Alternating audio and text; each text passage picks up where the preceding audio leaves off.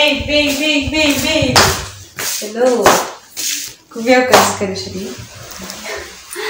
I have surprise for you. Surprise yako ndakupfuka mu maso. Surprise, c'est pas ça, surprise. Just wait. Just wait. C'est une surprise. Shiritegereza. Mu gitondo ni surprise, nimugoroba ni surprise, every time is surprise. Surprise. Ngiye nkubite hasi cyane ni. Rebera ari kushira se urukundo mukunda wowe. Okay. Surprise yareka Just wait. Surprise za buri kanya. Surprise. Ya surprise nayo ngufitiye jiri. Isu mwemi igitambaro mfungura. Surprise wari mfitiye ngo ni iyihe? Tube nayiruka gusoma. Iyo ni surprise wambwiraga. Babe. Kandi baby nabonza nawe ni imikino y'imikino bonzana. Dukundana. Kandi ibintu bonzana. Babe, just wait. Says dukundana.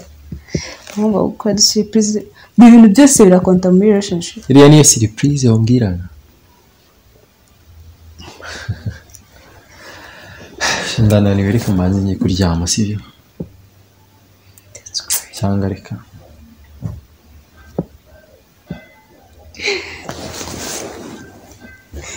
Bira tugende. Ujya kuryama ni.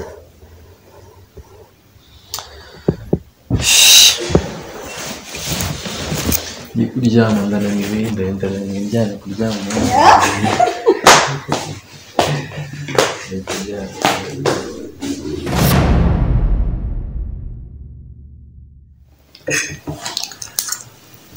Yo.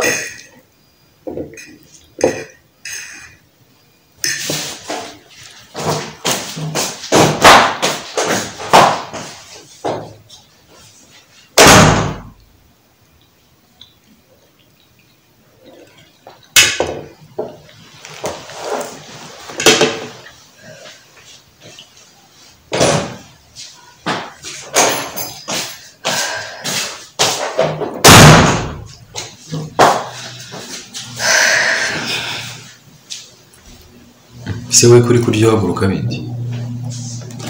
Twabuze umuntu afite. Babe, kumugirira nabi.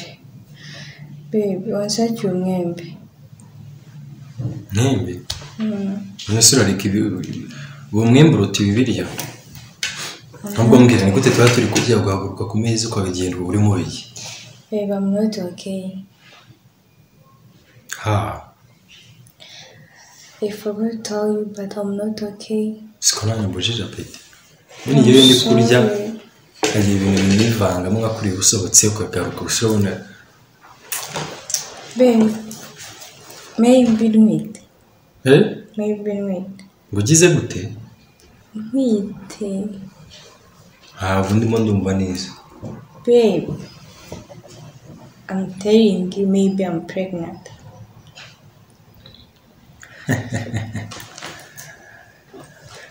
Muranyinisha ntabwo uri kumbwiza ukuri reka blague. Come on. Iyo niyo nayo ni surprise. Ko namenyere surprise za buri gihe. Real surprise. Aya reka gukina. Mbeshya. Are you not happy? You kuba ababyeyi. Are you serious? Babe, come on, shaka umwembe.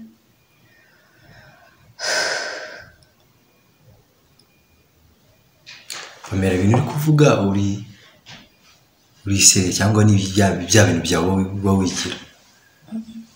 Urimo urambwiza ukuri. Wowe nese twari tubifite muri gahunda. Ntabwo byagenze.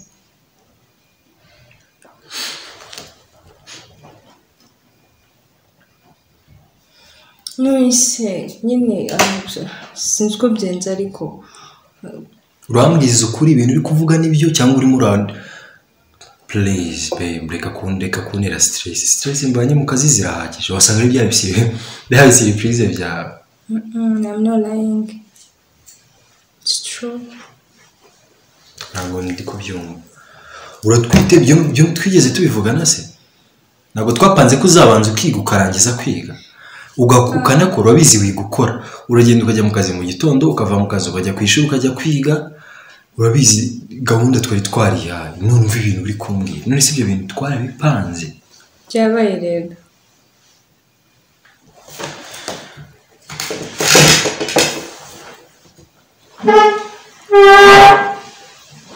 Ibintu uri kumbwira, are you serious? More than that.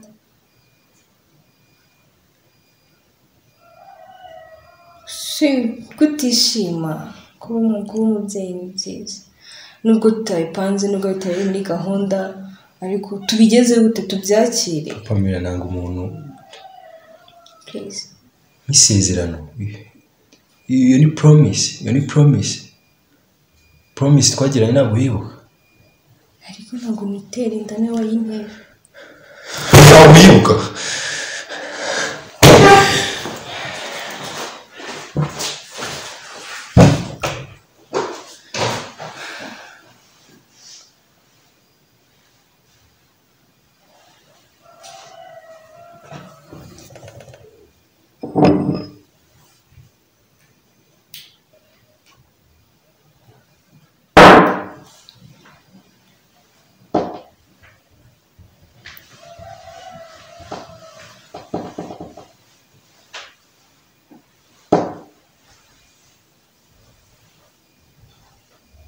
I know you told your friend you're not okay, and tell me what's wrong and why you never. Hey, kunsuye ku manywa wakabaye ubu ngubu uri mu kazi byagenze bite? Ntabyo ntabwo navuye ko umugore wanjye atwite. Wow, umugore wawe aratwite? Wow, congratulations brother, congratulations. Usiko ubu ngubu ubaye umupapa. Ubu ngubu urakuze twese uraturenze. Wisuva mu cyiciro cyacu wabaye umupapa. Mu minsi mike tuzaba tukwita papa runaka. Congratulations brother. Tugomba kubinywera. Siko mbona biguhangayikishije. Si inkuru nziza se? Inkuru nziza nyine ndabyumva. Ariko ntabwo ngiye ibingibi nari bipanze n'umugore wanjye. Come on. Kubyara se barabipanga? Oya. Niyo twe twarapanze ko azabanza ko ntabwo ararangiza kwiga ari muri ubu ngubu ari mu wa kabiri university. Twe twarapanze ko azamara kwiga akajya akora akazi ke neza akabanza kakarangiza agacamo nk'imyaka 3. Come on. None tuwaye tukibana gutya ahita asama. Gael. None se Gael niba ufite umugore kubyara barabipanga birizana man ahubwo ubu wakabaye wishimye erega waruswa ariko umwana ari umugisha ni umugisha ariko natwe turapanga dufite ukuntu dupanga dufite intego twari twarihaye ni nawe wari warabinsabye yari yarambwiye ngo tube turetse abanze amare kwiga ndetse akore n'akazi ke neza iyo myaka 3 ijye gushira ishira hari ikintu gifatika tugezeho none reba ngiye nunguye no kumva garatwite nicyo kintu kinangaje kandi ibyo ntago byari biri muri gahunda. Gael ntago ndi kumva hagataho ikintu cyatuma umugore wawe wowe n'umugore wawe mutabya si ibintu bisanzwe se kandi nkubwira ko ari byo twari twarapanze ko nawe ntago wagiye ngo ntago uri kumva ibyo ndi kukubwira neza. Come on, umwana zirigiye ashakiye. Siko mushobora no gupanga kubyara nibikunde. Gael, reka kwishyushya mu mutwe ahubwo wowe kintu ufate neza umugore wawe. Umwana azanavuka ameze neza, sibyo? Uri umugore yatwite bisaba ngo mwiteho muhekeya. Uri kumva mu rukundo kugira ngo n'umwana uri mu nda azavuka afite ubuziranenge afite amagara mazima. Ariko nyine nawe umenye ko ni ibintu bingwiririye ni ibintu tutapanze twe dufite igihe twihaye ariko bije ari ibintu bitunguranye isura wambwira ngo anjye nje kureba urabizi uri umuntu w'inshuti yanjye nje kureba ngo numve niba reka mbanze njye kuri we ndaje reka njye kuri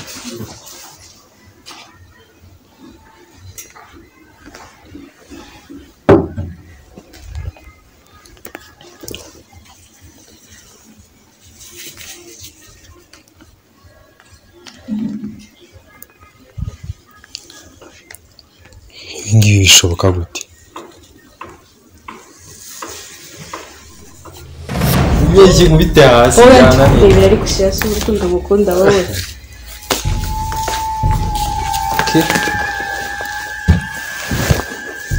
surprise yarekanye kanyereza surprise za buri kanya surprise ya surprise nange ufitiye ziri ese umuntu igitambaro cyangwa surprise wari ufite ngo ni iyihe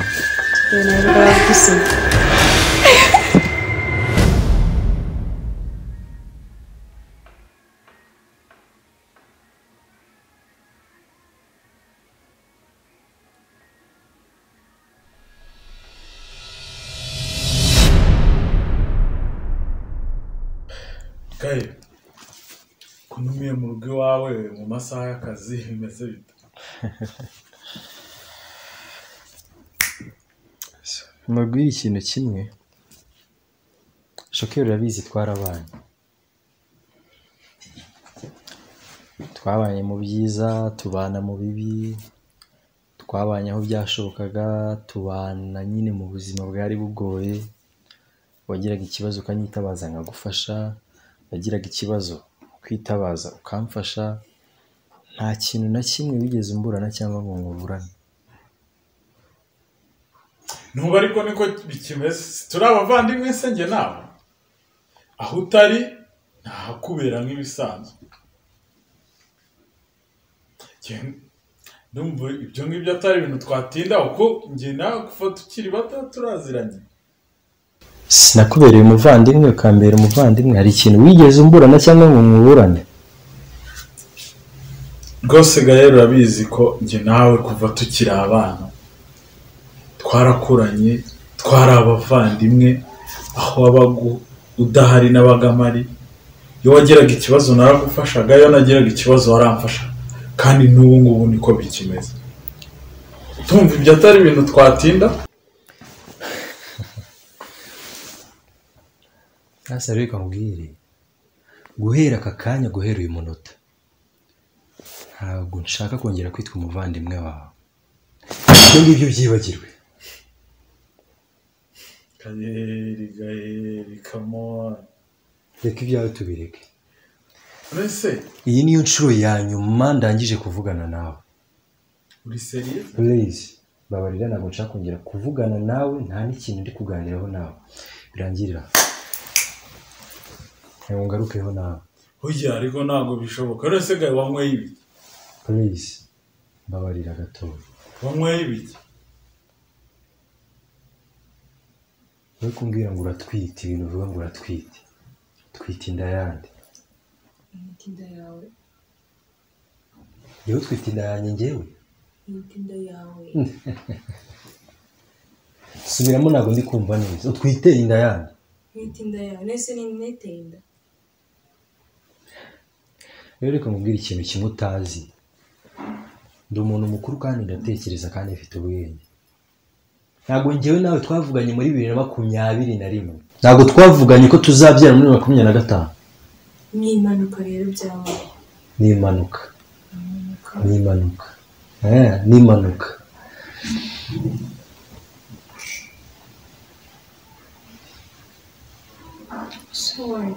Pamela ko nakwizeraga waje guhinduka gute byabaye ku mpanuka n'impanuka oh let me show sure n'impanuka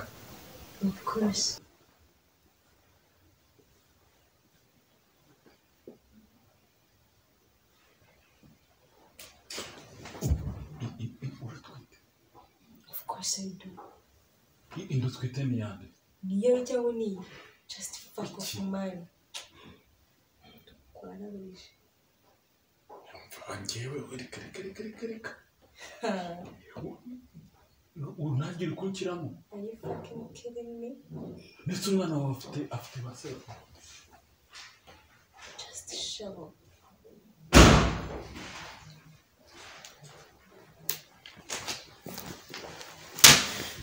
Pamela yinde bibona ndi ikigoryi mu mutwe no ibi ni ibiki I don't know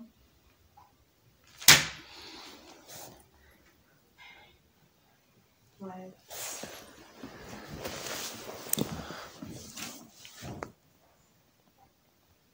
igihe njyewe nawe twamaraga kuvugana ko tuzabyara muri 2025 urabyibuka ntabwo ubyibuka still remember yes njyewe nakoze iki izi mpapuro zigiye kubigusobanurira byose njyewe naragiye njya kwa muganga nkora ibyo nagombaga gukora rega twarize dufite ubwenge naragiye njya kwa muganga njya kwifungisha kuko ndabizi ko mwebwe abakobwa bibagiraho ingaruka nyinshi kandi izo ngaruka igihe twari turi kwa muganga umuganga yarabivuze arabigusobanurira urabyumva ntabwo nigeze nkubwira ngo ujya kwifungisha hari ibyo nigeze nkubwira ntabwo ari we ndimo ndabaza nese utekereza ko igihe ntabikubwiye wumvaga ko nagombaga gukora iki njyewe naragiye njya kwifungisha mbama imyaka 3 none haraba hatarashira n'umwaka ukaza ukambwira ngo uratwite Pamela please murabeshya umwana n'uwo yini mo ndabeshya nese nitenda nese umbizi impapuro zirimo ziravuga iki akira ziri Pamela n'undi munsi n'indi tariki n'ikindi gihe reka ibyanjye nawe birangirira ahangaha Pamela dusinye nitenda reka njye kukuzana imyenda yawe usohokere hano muri iyi nzu nudasohoka njyewe ndasohoka Joke nawe n'ikindi gihe n'undi munsi sinzongere kukubona mu maso yanjye nituzaduhurira mu muhanda ukambona ujye uca inzira yawe nanjye niduhurira mu nzira nanjye nzajya nca inzira yanjye njye nta nubwo numva ikintu nakoze uyu kubinda njye ntabwo nzi niba waramuteye inda ubundi uri kumbaza Pamela n'undi munsi reka ibyanjye nawe birangirira ahangaha I'm so sorry. I can't help it. I'm so sorry. I'm so sorry. Please. ubundi inda Just fuck off.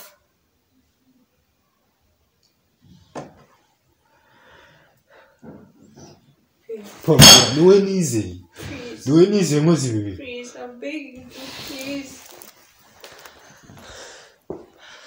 Please. nutangiye no kunuka reka mubwire amakosa yose ni ayawe Urasenyera warangiza ukaza kunsakuriza hano. Get out of my house.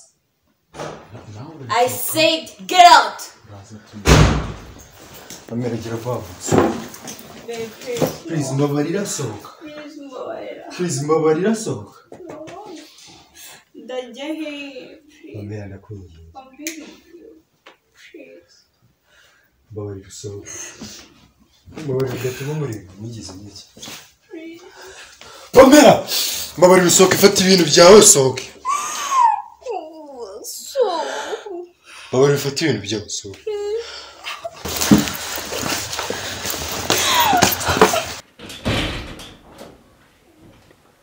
please fata vanga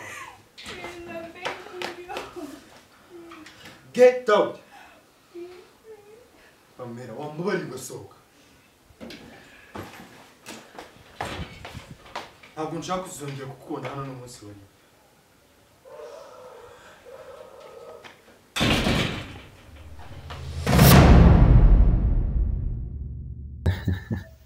ariko urabona ibintu bukoze urabona ari byo kandi sinabikora mu buzima ntabwo busanzwe wabikora ntabwo nabikora mu buzima busanzwe niyo nkunze mba committed.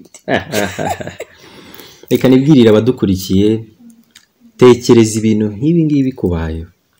Mutubwire muri comment. Shere wabigukoze byagenda gute? Ese wamwanga cyangwa wakihangana? Ese ukunze wa committed? Mutubwire muri comment. Kandi mukore na subscribe, abatarakora subscribe turabakunda cyane. Ariko nawe ntuzongere wabitwumva.